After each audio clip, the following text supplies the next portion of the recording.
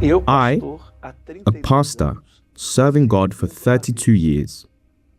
Married for 27 years. I, a pastor's daughter and an atheist.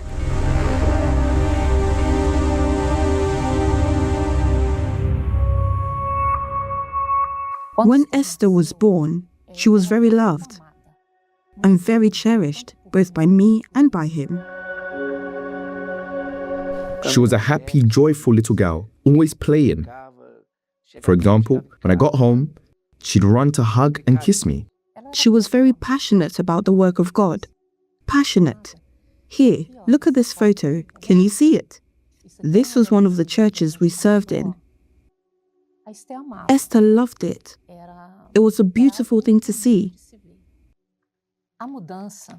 The change started when she was finishing primary school. She was entering early adolescence.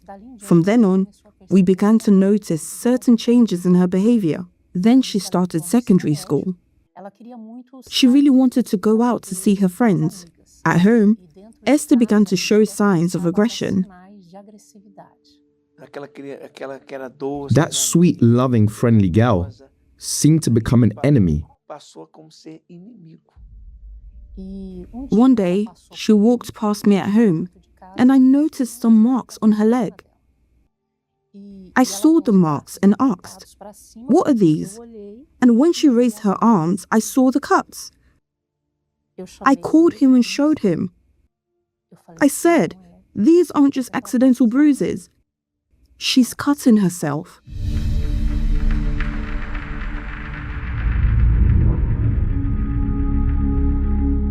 Following the example of a friend, I ended up self-harming. So whenever I was sad or upset, I would take it out on my skin and cut myself. What started as little scratches turned into deeper cuts. I began to take her to Friday deliverance services. I'd say, "Daughter, let's use the weapons of faith." She went, but very reluctantly. But that sadness was just the beginning. Esther would tell me that she was in one place, but she wasn't. That's when I went and took her phone. I opened it and had a look. That's when I found a photo of a boy and messages between her and a friend. In one of those messages, she swore at me. She used a swear word to refer to me and to him. It was heartbreaking. She cursed me in WhatsApp messages to her friend and said she didn't care. I started getting worse. That's when I caused even more disappointment. I continued to be explosive, kept self-harming. I sought medical help, started seeing a psychologist and a psychiatrist, and began taking medication because of it. But before she began that treatment, she sat down at the table and opened up again. Once more, I spoke to her about faith, that God would honor her, and she would overcome it. Then she said something for the first time. She said, "Mom, you are not getting it." I asked, "What don't I understand, Esther?" She said, "I don't believe in God." When she said that, I was speechless. I just froze. I said, "What?" There was a guy I dated who was an atheist, so I began to get really irritated when my mom would talk about God. When my dad talked about God or opened the Bible and tried to teach me, I didn't want to hear any of it. Why is everything always about God for her? The day she said, "I am an atheist, I don't believe," that moment hit hard, a shock. I couldn't believe this was happening. It was a great injustice, raising a daughter to serve God, and then she chooses to turn to the world. Inevitably, we ask ourselves if we went wrong somewhere. I started therapy with psychologists and psychiatrists and took different medications. I didn't want to go to church anymore. She would argue strongly. There was one day in the kitchen, she came at me. That day, it nearly turned physical. She only stopped because I stepped back.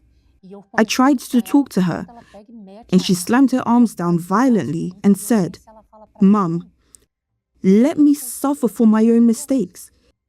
It's the life I chose, and I want you to respect that." And her drawer was overflowing with medication because every time she went to therapy, they prescribed something new. I had relationships with men and with women, drink alcohol. I wasn't addicted, but I drink frequently. While they were at church, I was at home doing what was wrong. When you looked at the altar and saw your dad, what did you feel? I couldn't believe in what he preached. I thought he was wrong. And for you, sir, how was it knowing your daughter didn't believe in what you were preaching? It really was a battle. People at church noticed. She'd sit with her arms crossed. Shake her head. Yes, she'd shake her head. At that point, I intensified my spiritual warfare. I took part in the midday prayer, consecrated water, and used it to clean her room. I'd lie on her bed and pray, "Lord, you bring into existence what doesn't exist. So, my God, make something be born inside her that she says she doesn't have. I don't know what else to do. I'm ready for you to do whatever you want." It was a prayer I said almost every day on her bed. We were also making vows at the altar on her behalf. Many campaigns of faith that we presented her life on the altar. There were many. Then one day, I checked her phone and found 2 goodbye videos. We've always lived in a high-rise flat. It was as if everything was pressuring us. Go home so you can look after her. Seeing all that, I had this pain. God, I've served you on your altar for years, preaching your word. I'm serving the living God. But look at what's happening at home.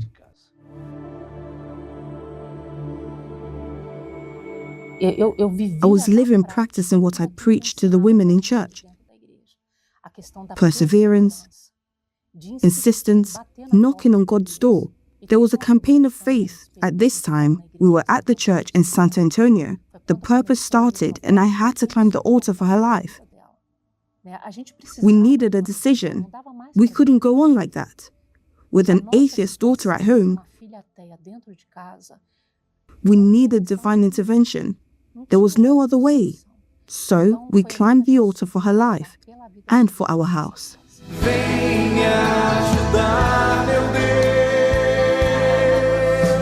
Não posso mais contar com minhas próprias mãos.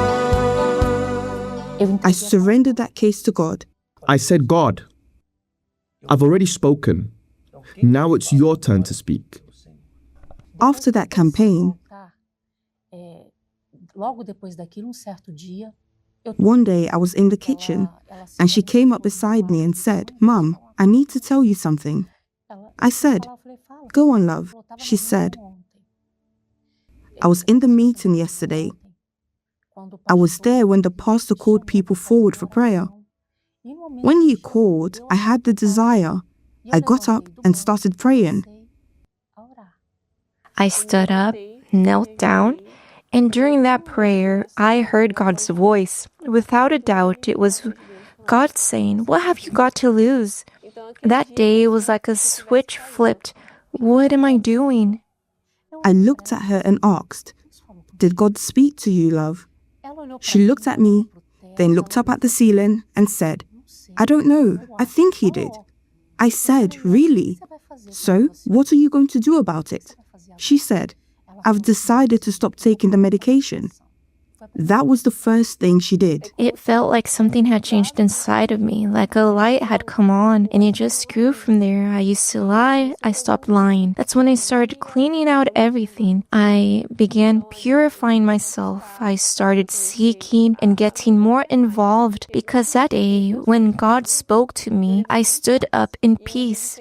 And on Pentecost in 2023, I received the Holy Spirit. In that moment, I had a peace, a certainty. That day, I went to work the happiest I'd ever been because I had the assurance.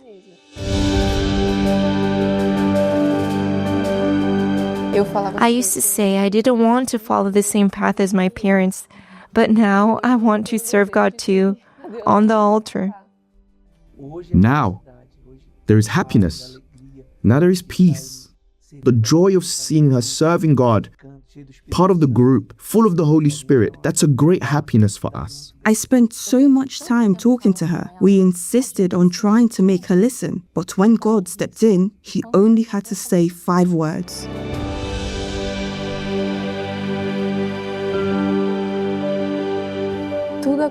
Everything happened because you didn't give up on me. You fought, you persevered.